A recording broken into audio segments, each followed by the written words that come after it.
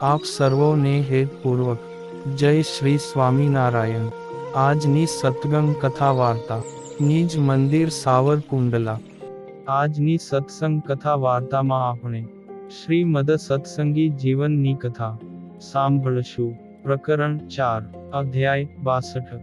1 સુવ્રત મુનિ પ્રતાપસિંહ રાજા પ્રત્યે કહે છે કે, હે રાજન, એક સમયે પોતાનો નિત્ય વિધિ કરી સુંદર પવિત્ર આસન ઉપર બિરાજમાન થયેલા શ્રી હરિને નમસ્કાર કરી ઉદાર બુદ્ધિવાળા ગોપાળાનંદ મુનિએ પૂછ્યું કે, હે સ્વામીન, ઉદ્ધવ સંપ્રદાયમાં અમો જે તમારા આશ્રિત સર્વે ત્યાગી સાધુઓ તેમના જે ધર્મો તેને વિસ્તારે સહિત હું સાંભળવા ઈચ્છું છું તે મને કૃપા કરીને કહો। સુવ્રત મુનિ કહે છે કે, હે રાજન, ત્યાગી સાધુના ધર્મો જાણવાની ઈચ્છાવાળા ગોપાળાનંદ મુનિએ પૂછ્યું ત્યારે સંતપતિ શ્રી હરિએ પ્રસન્ન થઈ તે મુનિને તે સર્વ ધર્મો આ પ્રમાણે કહ્યા। શ્રી નારાયણ મુનિ કહે છે કે, હે મુને, મારા મતને આશરેલા એવા જે તમે સર્વે ત્યાગી સાધુઓ તેમના ધર્મો તમારા હિતને અર્થે ઉદ્ધવ સંપ્રદાયાનુસારે જેમ શાસ્ત્રમાં છે તેમ હું કહું છું તે તમે ધ્યાનથી સાંભળો।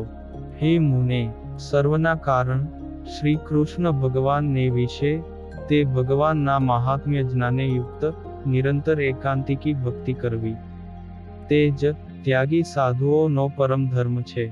અધર્મમાંથી ઉત્પન્ન થયેલા લોભ કામાદિક દોષો નિશ્ચય તે ભક્તિને વિશે વિઘ્નરૂપ છે। માટે ધર્મમાંથી ઉત્પન્ન થયેલા નિર્લોભ નિષ્કામાદિક ગુણે કરીને તે દોષોને જીતીને આ લોકને વિશે ત્યાગી સાધુઓએ તે ભક્તિ કરવી। અધર્મ સર્ગના દોષોમાંથી 5 દોષો તો અવશ્યપણે જીતવાના છે। જે 5 દોષોને જીતવાથી અધર્મ સર્ગના સર્વ દોષો જીતાય છે તેમાં કાની પણ સંશય નથી। હવે તે 5 દોષોને કહે છે। એક તો લોભ, બીજો કામ, ત્રીજો રસાસ્વાદ, ચોથો સ્નેહ અને પાંચમો માન। તે જીવના અંતરશત્રુ છે અને વિદ્વાનને પણ દુર્જેય અર્થાત જીતવા અતિશય કઠણ છે। તે માટે સર્વ દોષ માત્રની ખાણરૂપ અર્થાત ઉત્પત્તિના કારણ અને આધાર એવા એ 5 દોષોને મોક્ષની ઈચ્છાવાળા ત્યાગી સાધુઓએ સાવધાન થઈને અતિ પ્રયત્નપૂર્વક જીતવા। એ લોભાદિક 5 દોષોમાંના એક દોષમાં રહેલા બીજા દોષોને નોખા નોખા કરીને કહીએ છીએ અને તેમને જીતવાના ઉપાયો પણ નોખા નોખા દેખાડીએ છીએ ને તે ઉપાયો સુખે પડે એવા છે। એ 5 માંથી લોભને આશરે રહેલા દોષો પ્રથમ કહીએ છીએ। તે સર્વ દોષો અત્યંત ત્યાગ કરવા યોગ્ય છે। લોભને વિશે જે મોટા મોટા દોષો છે તે જીવને નરક પમાડનાર છે। લોભ એ જ પાપનો બાપ તેમજ તેને પ્રવર્તાવનારો છે અને લોભથી ક્રોધ ઉપજે છે, લોભથી કામ પ્રવર્તે છે તથા લોભથી જ મોહ, કપટ, અભિમાન અને પરાધીનતા પણ થાય છે। મનુષ્યો ધનાદિક પદાર્થના લોભે કરીને પોતાની દીકરી, પોતાની બહેન અથવા બીજી કોઈ પોતાના સંબંધીની દીકરી હોય તો તેને પણ નીચને ઘેર વેચે છે। ધનાદિક પદાર્થના લોભે કરીને માણસને પણ વેચે છે। લોભે કરીને ક્ષમા થાતી નથી અને લજ્જાનો પણ ત્યાગ કરાય છે। લોભથી શોભાનો નાશ થાય છે અને ધર્મનો અતિશય ક્ષય થઈ જાય છે। અનેક પ્રકારની ચિંતા અને અપકીર્તિ પણ લોભથી થાય છે। મિથ્યા આડંબર, જીવ પ્રાણીનો દ્રોહ, બીજાની નિંદા તથા મત્સર કહેતા બીજાનો ઉત્કર્ષ સહન ન થવો તે પણ લોભથી થાય છે। લોભે કરીને પદાર્થનો ત્યાગ થતો નથી। તૃષ્ણા અતિશય વધે છે અને પોતાના ખોટા વખાણ કરાય છે તથા ન કરવા જેવું કાર્ય મનુષ્ય લોભી થઈ કરે છે। અવિશ્વાસ, ધનાદિકની ચોરી, તથા પરસ્ત્રીનો સંગ પણ લોભથી થાય છે.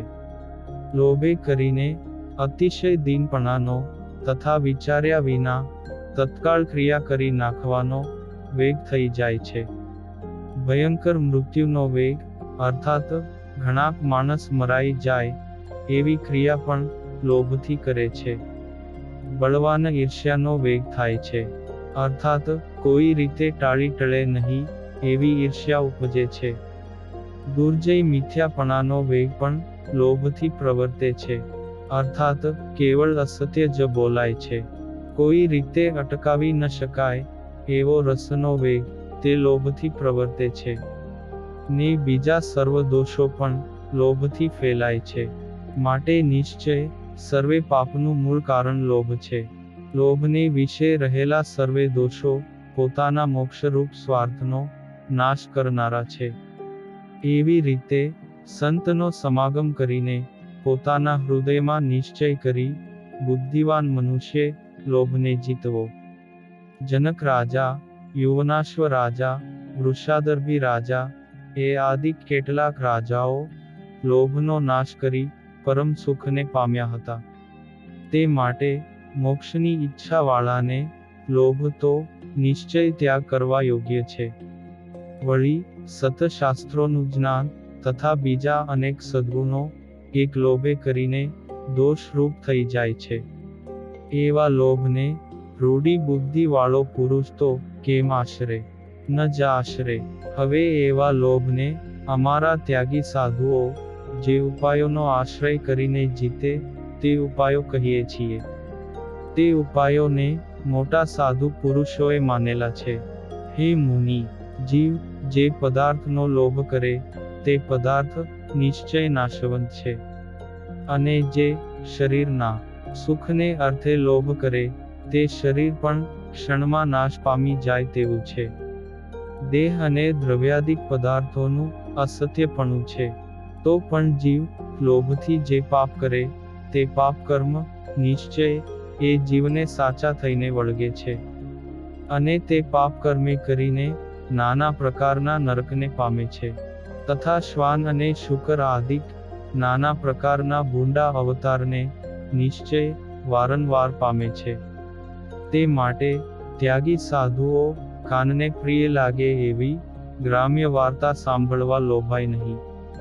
અને સ્ત્રી તથા દાઢી મૂછ ન ઉગી હોય એવા નાના બાળક તથા સૂક્ષ્મ વસ્ત્ર એ આદિક પદાર્થનો ત્વચાએ કરીને સ્પર્શ કરવા લોભાય નહીં. અને સ્ત્રી સુવર્ણના આભૂષણો, સારા સારા વસ્ત્રો, સુંદર ભારે હવેલી, સુંદર ફૂલવાડી, બાગ બગીચા અને સુંદર રૂપાળી ગાય, ઘોડો, ઘોડી, બળદ આદિક નેત્ર ઇન્દ્રિયને પ્રિય લાગે એવા પદાર્થને વિશે ક્યારેય પણ લોભાય નહીં.